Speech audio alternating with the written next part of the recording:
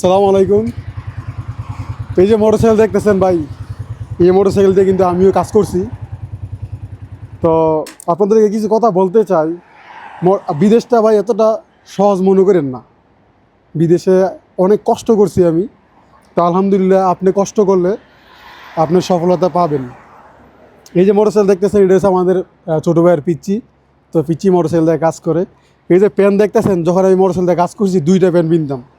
দুইটা প্যান পিন্দা দিনের 12টা পর্যন্ত আমি কাজ করতাম। তারপরে রাত্রেবেলা, যেহেতু আমি আগে হাউস ড্রাইভারে চাকরি করতাম, পাশাপাশি ফুড ডেলিভারি কাজও করতাম। যখন আমি অবসর ছিলাম, তখন আমি এই ফুড ডেলিভারি কাজটা করতাম। প্রায় 5 বছর তো হবে এই ফুড ডেলিভারি কাজে আছি। তো আলহামদুলিল্লাহ। তো আসলে আপনি যদি কষ্ট করেন, বিদেশে ধৈর্য ধরে থাকেন, তো আপনি সফলতা আসবে ইনশাআল্লাহ। তো এই মোটরসাইকেল দিয়ে আপনি এই ঠান্ডার মধ্যে কাজ করাটা কী যে একটা কষ্ট, যে করে হ্যাঁ একমাত্র বলতে পারবে যে বিদেশ জীবনটা আসলে কতটা কষ্ট। আর যারা এখন নতুন আপনারা এই ডেলিভারি কাজে আসতেছেন, তারা অনেকে অনেক সমস্যার মধ্যে পড়তেছে যে ভাই অনেক কষ্ট। এই যে হাতগুলো দেখেন, আমি খালি একটু চালাই আসছি, হাতগুলো ঠান্ডা হয়ে গেছে।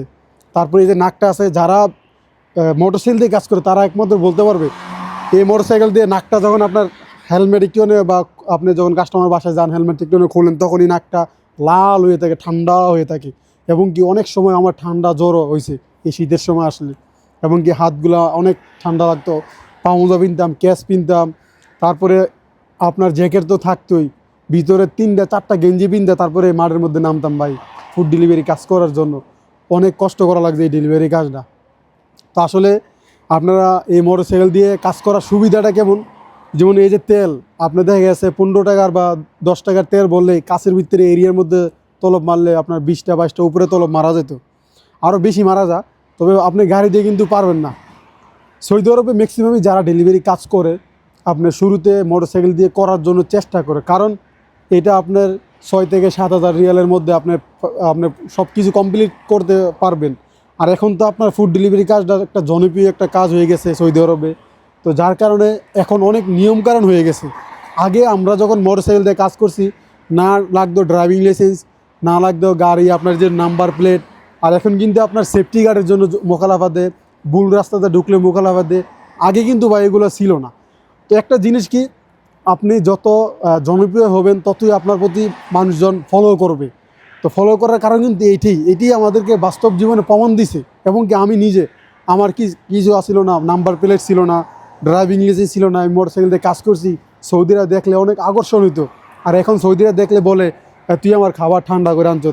কারণ শীতকাল, ব্যাগ আমার এমনিতেই ঠান্ডা, তো খাবার কিন্তু ঠান্ডা হয়ে যায়। আর দূরের একটা তলব দৌলত এমনিই ঠান্ডা হয়ে যায়। তো এই মোটরসাইকেল দিয়ে ভাই অনেক কষ্ট করছি। তো আলহামদুলিল্লাহ, যারা আপনার করতেছে, আমি নতুনদের বলতে চাই, আপনারা অনেকেই ফুড ডেলিভারি কাজে আসতেছেন ভাই। বর্তমানে এই ফুড ডেলিভারি কাজটা অনেকে ভালো আছে, অনেকে খারাপ আছে। তো যার কারণে আমার ইউটিউব চ্যানেল অনেক ভিডিও আছে, কাজের ভিডিও, ফুড ডেলিভারি কাজের ভিডিও।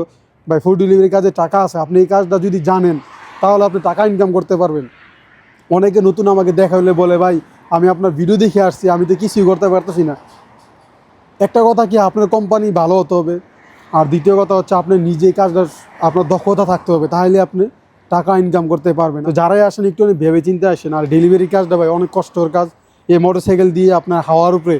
কারণ সৌদিরা আপনার এখন অনেক খারাপ হয়ে গেছে, অনেকটা চাপ দেয়, বা মোটরসাইকেল আপনি পড়ে গেলেন, তখন কিন্তু শীতকাল অনেক ব্যথা পাওয়া যায়, অনেক সমস্যা হয়। আমার লাইফে আমি 4বার অ্যাক্সিডেন্ট করছি, তবে একবার আমি হাত এড়াই নেই। তবে এই যে আমার হাঁটুগুলো এখনও ব্যথা করে। মানে পড়ছিলাম যে আমি 2 দিন জ্বর উঠে গেছিলাম আমার মোটরসাইকেল দিয়ে পড়ার পর, এত ব্যথা পাইছি।